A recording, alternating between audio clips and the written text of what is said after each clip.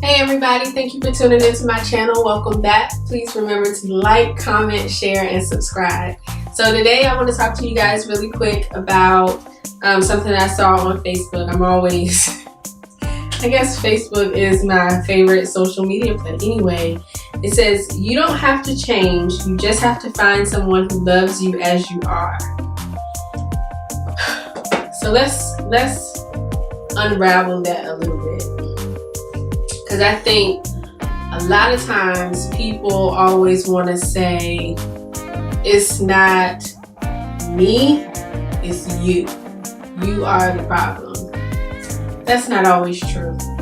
And I think some of the times we have a tendency to be hypercritical of ourselves, yes, but hypercritical of others while not being self-reflective. There's always something about you that you can change and improve. Not necessarily for a person to love you, but if that person loves you and is trying to help you to grow, then yes, there are some things that you probably should and could change. I know for myself, one of those major things that I could change was money management. That was a big deal. It took me a while to really wrap my mind around money management, credit utilization, your credit score, and all those things.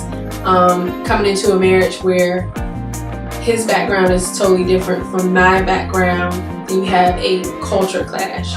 So I had to do some self-reflecting and realize, you know what? You could be saving more money than you are.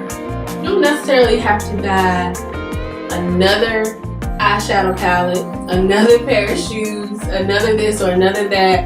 I mean, we barely have enough room in this townhouse for the stuff that we do have, and it's only the two of us. So that was me being self-reflective and realizing that there are some things about myself that I need to change. One of the other things was what we talked about a week or so ago, goal setting. I hadn't really set goals and hadn't really kept to those goals if I had set any at all. But that's the thing, it's like being self-reflective. You gotta look inwardly and say, okay, it's not all him, it's not all her, it's not all this group, it's not all that group. If everywhere you go is funky, it might be you. So you do gotta do some self-reflecting. It's not always, someone's trying to change you.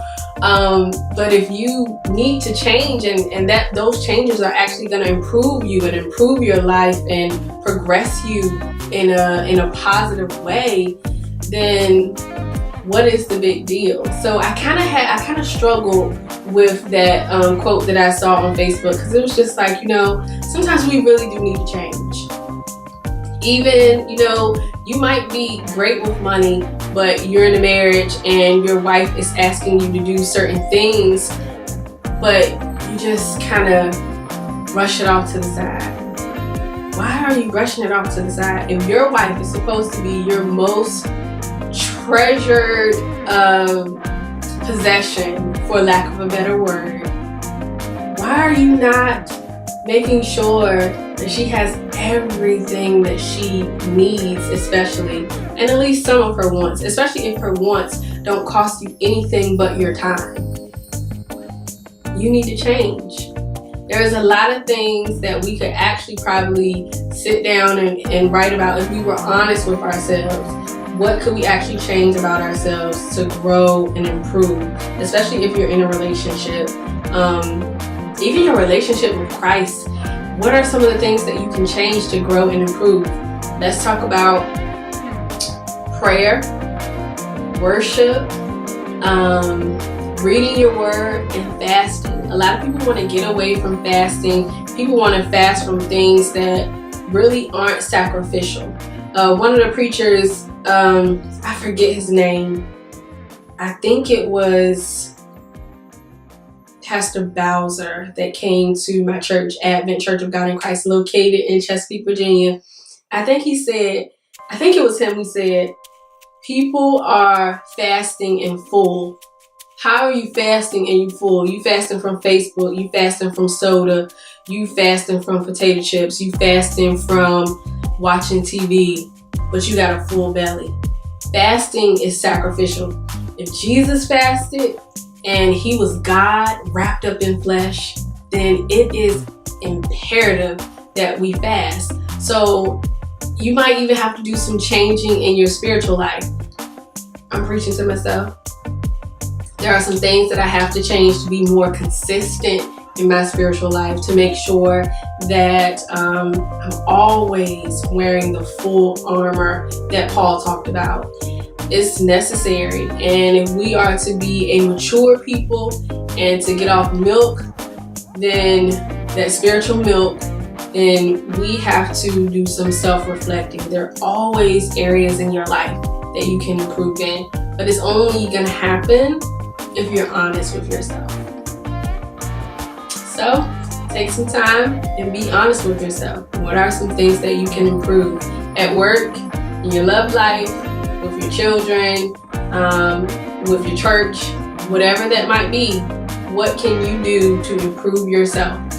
And that takes a mature adult to be able to look inwardly and say, you know what, I'm tripping. Like, I know I could be doing better.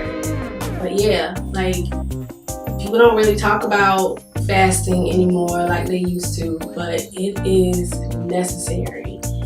It's vital. It's critical. It really is critical. You will be surprised about the things that God will do for you and reveal to you just by fasting. You don't necessarily have to do it all day, but start small. If you've never fasted before, start small. Start with a meal and grow it that way.